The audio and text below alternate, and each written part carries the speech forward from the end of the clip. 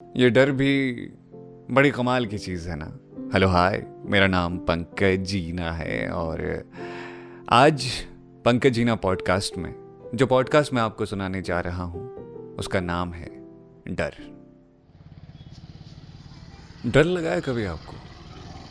मतलब खो जाने का डर। ये डर ना बड़े कमाल की चीज़ होती है यार। इसमें आप वो सब कुछ कर सकते हैं जो आपके बस के बाहर की बात हो।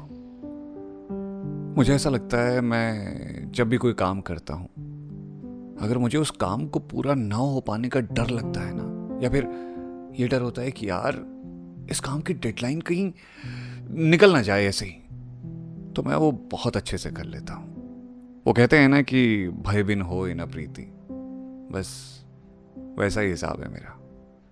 जब कभी दिमाग में प्रेशर रहता है कि यार ये करना है, अच्छे से करना है, कैसे भी करना है, तो मुझसे बेहतर कोई इंसान नहीं किसी काम को करने वाला। लेकिन जहां मुझे आज़ादी मिली वहां मुझसे फिर काम नहीं हो पाता।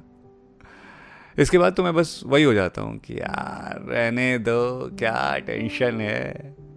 वो गाना सुना है आपने, बेफिक्री में जीना जरूरी है? मुझे ना बिल्कुल इसके उल्टा लगता है कि बेफिक्री में जीना ज़रूरी नहीं है। खैर, डर भी अलग अलग तरह के होते हैं। एक डर वो जिसमें आप किसी काम को पूरी शिद्दत के साथ करते हो, और दूसरा वो जिसमें आपको किसी काम को करने का मन ही नहीं होता फिर। तो मैं इंजीनियरिंग के पूरे सेमेस्टर में एक शब्द नहीं पढ़ता था। मतलब पूरा सेम ऐसे ही दोस्तों के साथ मस्तियाँ करते हुए गुजर जाता था यार। जब एग्ज़ाम होने वाले होते थे, हम सारे दोस्त एग्ज़ाम की पहली रात को लास्ट नाइट फाइट मारा करते। ये फाइट इतनी तगड़ी होती थी कि बिना किसी बैग के पूरा सेमेस्टर निकल जाता था। इसके पीछे की वजह डर होता था कि यार अगर बैग आ गई तो फिर क्या होगा।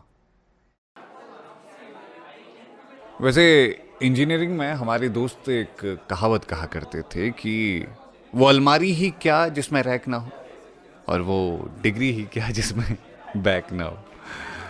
मेरी इंजीनियरिंग जब अधूरी रह गई थी ना, तो उन दिनों सारे दोस्त नौकरी में जा चुके थे। ये नौकरी बड़ी कमाल की चीज़ होती है यार, आपकी फुर्सतें छीन लेती है। कम से कम अपने दोस्तों को देखकर तो मुझे ऐसा ही लगता था। वो दोस्त जो पहले कभी भी बात करने को तैयार रहते थे, वो अब बदले बदले से नजर आने लगे यार। हमारे कॉलेज के व्हाट्सएप ग्रुप में उनके मैसेज आने बंद हो गए। मैं तो बेरोजगार था। मैं इंजीनियरिंग से रिलेटेड जोक्स यहाँ वहाँ से सर्च करके भेजा करता था, या कभी मीम भेज दिया करता। कभी कभार जब कुछ दोस्तों को फ़ोन करो ना, तो वो कहते थे बिजी हूँ यार, अभी बाद में बात करते हैं। एकदम से उन दिनों ना मुझे एक और डर लगा, अपनी पहचान खो जाने का डर। आपने किसी को बोलते सुना है, फियर ऑफ मिसिंग आउट? बस यही महसूस हो रहा था मुझे। मैं बार बार ये सोचता था कि यार दोस्त लोग कॉलेज की तरह वापस से बात क्यों नहीं करते, लेकिन अब सब कुछ बदल चुका था। उन दिनों मुझे सबसे बड़ा डर लगा दोस्ती के टूट जाने का। इस डर से निकलने का कोई तरीका भी नहीं था। बस मैंने जो था उसे एक्सेप्ट कर लिया। दोस्तों की बेरुखी ने मुझे अपनी अहमियत समझाई, और उनकी भी। मैंने उन दिनों लिखना शुरू किया, खूब लिखा। जो मन में था मैं वो लिख दिया करता था। दोस्तों के बिछड़ जाने के बाद उनकी याद, वो लम्हे मैंने इंटरनेट पे अपलोड करने शुरू कर दिए। यार ये इंटरनेट ना बड़ी कमाल की चीज़ है यार। इसमें कोई पाबंदी नहीं है, कोई डर नहीं है, किसी के जज करने की परवाह नहीं है। मैंने ज़िंदगी में ना सारे काम डर से किए, लेकिन ये काम इकलौता था जो मैं बिना डर के कर रहा था। अब दोस्त खो चुके थे और मैं अपना दर्द साझा करना चाहता था। कहीं तो आदमी अपना दर्द साझा करेगा ना। तो मुझे कोई उम्मीद नहीं थी अपने इस काम से, बस मुझे काम करना था, सो मैंने कर लिया। बचपन से लेकर अब तक हमेशा डर ही तो रहा मेरे से। बड़ों के पांव छूते थे क्योंकि डर था कि कोई संस्कारी ना होने का टैग ना दे दें। पढ़ने का मन हो या ना हो, किताब खोलकर पढ़ने बैठ जाते। हम शोर नहीं मचाते थे इस बात पर कि कहीं हमारे मास्टर जी हाथ में दोबारा से छड़ी ना मार दें। जब क्लास में मास्टर साहब मारने के लिए हमें आते थे ना, तो हम पहले ही रोने वाली शक्ल बनाकर तैयार हो जाते थे।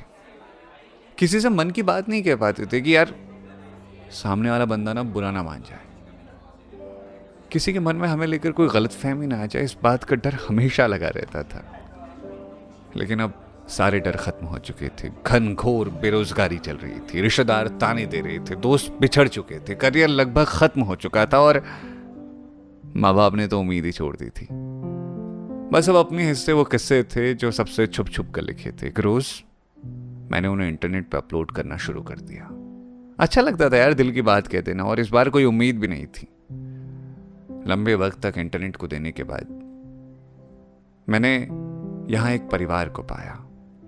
अब ये परिवार बहुत बड़ा नहीं है, लेकिन प्यारा है ये परिवार, क्योंकि यहां बेमतलब से रिश्ते हैं मेरे। जिंदगी में कभी कभी आपको जब कोई रास्ता नहीं मिलता तो उसी रास्ते में चलना चाहिए जिस पे कोई और नहीं चलता। तो ये था आज का पॉडकास्ट। उम्मीद है कि आपको ये पॉडकास्ट पसंद आया होगा, और अगर ये पॉडकास्ट पसंद आया तो इसे अपने अपनों के साथ शेयर करना बिल्कुल मत भूलिएगा। और मोहब्बत देने के लिए बहुत बहुत शुक्रिया। आपकी मोहब्बत से ही हमारी ये पॉडकास्ट वाली सीरीज़ बहुत पसंद की जा रही है, बहुत प्यार दिया जा रहा है इसे। तो मोहब्बत देने के लिए बहुत बहुत शुक्रिया।